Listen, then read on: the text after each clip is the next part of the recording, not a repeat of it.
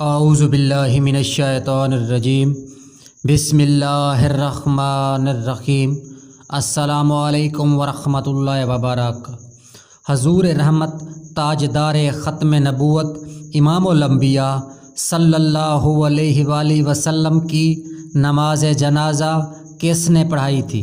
حضور اکرم سرکار مدینہ صلی اللہ علیہ وآلہ وسلم کو غسل کس نے دیا اور قبر انور میں کس نے اتارا؟ حضور رحمت سرکار مدینہ صلی اللہ علیہ وآلہ وسلم اس دنیا سے جانے کا منظر کیا تھا؟ یہی میری آج کی ویڈیو کا موضوع ہوگا۔ امام الانبیاء تاجدار ختم نبوت صلی اللہ علیہ وآلہ وسلم کے وصال کے بارے میں ایک انتہائی ایمان افروز تحقیق کے ساتھ معلومات فراہم کریں گے۔ بحیثیت مسلمان کے لیے جاننا ضروری ہے، مگر آگے بڑھنے سے پہلے ہمارے چینل پر نئے آئے ہیں، ہمارے چینل کو لائک اور سبسکرائب ضرور کریں، ویڈیو کو شیئر کریں، جہاں بالخصوص آپ کو اسلامک ہسٹری، سبق آموز کہانیاں، دنیا بھر کی منفرد معلومات پر مبنی ویڈیو ملتی رہے گی۔ ناظرین، روایت میں آتا ہے امام الانبیاء تاجدار ختم نبوت صلی اللہ علیہ وآلہ وسلم وصال سے 3 روز پہلے ام المومنین حضرت میمونہ رضی اللہ تعالی عنہا کے گھر تشریف فرما تھے۔ ارشاد فرمایا، میری بیویوں کو جمع کرو۔ تمام ازواج مطہرات جمع ہو گئیں۔ نبی رحمت سرکار مدینہ صلی اللہ علیہ وآلہ وسلم نے پوچھا، کیا تم سب مجھے اجازت دیتی ہو بیماری کے دن میں حضرت عائشہ صدیقہ رضی اللہ تعالی عنہا کے ہاں گزار لوں؟ سب نے کہا، اے اللہ کے رسول صلی اللہ علیہ وآلہ وسلم، آپ کو اجازت ہے۔ پھر اٹھنا چاہا مگر اٹھ نہ پائے۔ حضرت علی شیر خدا کرم اللہ تعالی وجہ الکریم اور حضرت فضل ابن عباس رضی اللہ تعالی عنہ آگے بڑھے اور نبی رحمت سرکار مدینہ صلی اللہ علیہ وآلہ وسلم کو سہارے سے اٹھا کر حضرت سیدنا میمونہ رضی اللہ تعالی عنہا کے حجرے سے حضرت سیدنا عائشہ صدیقہ رضی اللہ تعالی عنہا کے حجرے کی جانب جانے لگے۔ اس وقت صحابہ کرام حضور نبی رحمت تاجدار ختم نبوت صلی اللہ علیہ وآلہ وسلم کو اس بیماری اور کمزوری میں پہلی بار دیکھا۔ وہ گھبرا کر ایک دوسرے سے پوچھنے لگے، رسول اللہ صلی اللہ علیہ وآلہ وسلم کو کیا ہوا؟ مسجد میں صحابہ کرام تشریف فرما تھے۔ مسجد بھر گئی۔ حضور اکرم صلی اللہ علیہ وآلہ وسلم کا پسینہ مبارک شدت سے بہہ رہا تھا۔ حضرت سیدنا عائشہ صدیقہ رضی اللہ تعالی عنہا فرماتی ہیں، میں نے اپنی زندگی میں اتنا پسینہ بہتے ہوئے نہیں دیکھا، اور فرماتی ہیں، میں نبی رحمت تاجدار ختم نبوت صلی اللہ علیہ وآلہ وسلم کے دست مبارک کو پکڑتی، اسے چہرہ اقدس پر پھیرتی، کیونکہ نبی علیہ السلام کا ہاتھ میرے ہاتھ سے زیادہ محترم اور پاکیزہ تھا۔ مزید فرماتی ہیں، حبیب خدا تاجدار ختم نبوت صلی اللہ علیہ وآلہ وسلم بس یہی ورد فرما رہے تھے، لا الہ الا اللہ۔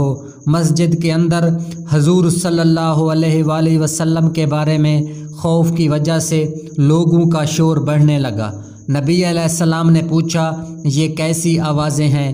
عرض کیا گیا، اے اللہ کے رسول، یہ لوگ آپ کی حالت سے خوف زدہ ہیں۔ ارشاد فرمایا، مجھے ان کے پاس لے چلو۔ پھر اٹھنے کا ارادہ فرمایا لیکن اٹھ نہ سکے، تو آپ علیہ السلام پر 7 مشکیزیں پانی کے بہائے گئے، تب جا کر کوئی افاقہ ہوا۔ سہارے سے اٹھا کر منبر پر لایا گیا۔ یہ رسول اللہ صلی اللہ علیہ وآلہ وسلم کا آخری خطبہ تھا۔ نبی رحمت سرکار مدینہ صلی اللہ علیہ وآلہ وسلم کے آخری کلمات تھے۔ فرمایا، اے لوگو، شاید تمہیں میری امت کا خوف ہے۔ سب نے کہا، جی ہاں اے اللہ کے رسول۔ ارشاد فرمایا، اے لوگو، میری ملاقات کی جگہ دنیا نہیں، تم سے میری ملاقات کی جگہ حوض کوثر ہے۔ خدا کی قسم گویا میں یہیں سے حوض کوثر کو دیکھ رہا ہوں۔ اے لوگو، مجھے تم پر تنگ دستی کا خوف نہیں، بلکہ مجھے تم پر دنیا کی فراوانی کا خوف ہے۔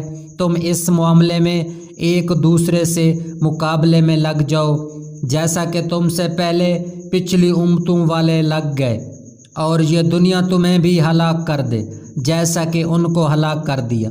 پھر مزید ارشاد فرمایا، اے لوگو، نماز کے معاملے میں اللہ سے ڈرو، اللہ سے ڈرو، یعنی عہد کرو، نماز کی پابندی کرو۔ یہی بات بار بار دہراتے رہے۔ پھر فرمایا، اے لوگو، عورتوں کے معاملے میں اللہ سے ڈرو، اللہ سے ڈرو، میں تمہیں عورتوں سے نیک سلوک کی نصیحت کرتا ہوں۔ مزید فرمایا، اے لوگو، ایک بندے کو اللہ نے اختیار دیا، دنیا کو چن لے یا اسے چن لے جو اللہ کے پاس ہے۔ اس نے اسے پسند کیا جو اللہ کے پاس ہے۔ اس جملے سے حضور صلی اللہ علیہ وآلہ وسلم کا مقصد کوئی نہ سمجھا، حالانکہ ان کی اپنی ذات مراد تھی۔ جناب حضرت سیدنا صدیق اکبر رضی اللہ تعالی عنہ وہ تنہا شخص تھے، اس جملے کو سمجھے اور زاروں قطار رونے لگے اور بلند آواز سے گریہ کرتے ہوئے اٹھ کھڑے ہوئے اور نبی علیہ السلام کی بات قطع کر کے پکارنے لگے، ہمارے باپ دادا آپ پر قربان، ہماری مائیں آپ پر قربان، ہمارے بچے آپ پر قربان، ہماری مال و دولت آپ پر قربان۔ روتے جاتے ہیں اور یہی الفاظ کہتے جاتے ہیں۔ صحابہ کرام ناگواری سے حضرت سیدنا صدیق اکبر رضی اللہ تعالی عنہ کی طرف دیکھنے لگے۔ انہوں نے نبی علیہ السلام کی بات کیسے کاٹی، اس پر نبی کریم صلی اللہ علیہ وآلہ وسلم نے حضرت سیدنا صدیق اکبر رضی اللہ تعالی عنہ کا دفاع ان الفاظ میں فرمایا، اے لوگو، ابو بکر کو چھوڑ دو، تم میں سے ایسا کوئی نہیں جس نے ہمارے ساتھ کوئی بھلائی کی ہو اور ہم نے ان کا بدلہ نہ دے دیا کر رہا ہوں۔ ناظرین، حضور صلی اللہ علیہ وآلہ وسلم تجہیز و تکفین کا عمل شروع ہوا۔ حضرت سیدہ فاطمہ الزہرا رضی اللہ تعالی عنہا فرماتی ہیں، تم نے کیسے گوارا کر لیا؟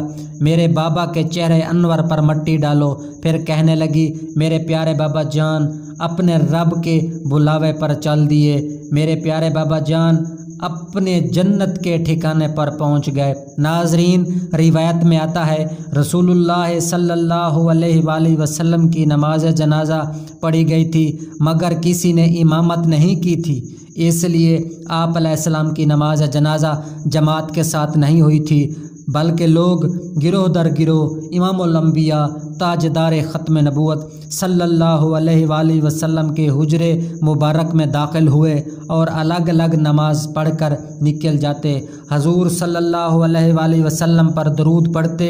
حضرت عبداللہ بن عباس رضی اللہ تعالی عنہ سے روایت ہے، حضرت علی کرم اللہ تعالی وجہ الکریم امام الانبیاء تاجدار ختم نبوت صلی اللہ علیہ وآلہ وسلم کو غسل دے رہے تھے۔ حضرت عباس رضی اللہ تعالی عنہ، ان کے صاحبزادے حضرت فضل رضی اللہ تعالی عنہ اور حضرت کفوم رضی اللہ تعالی عنہ کروٹیں بدلتے، حضرت اسامہ رضی اللہ تعالی عنہ اور حضرت شکرن رضی اللہ تعالی عنہ پانی ڈال رہے تھے۔ پھر ملتے ہیں ایک نئی ویڈیو کے ساتھ۔ اللہ رب العزت آپ کا حامی و ناصر ہو، وما علینا الا البلاغ المبین۔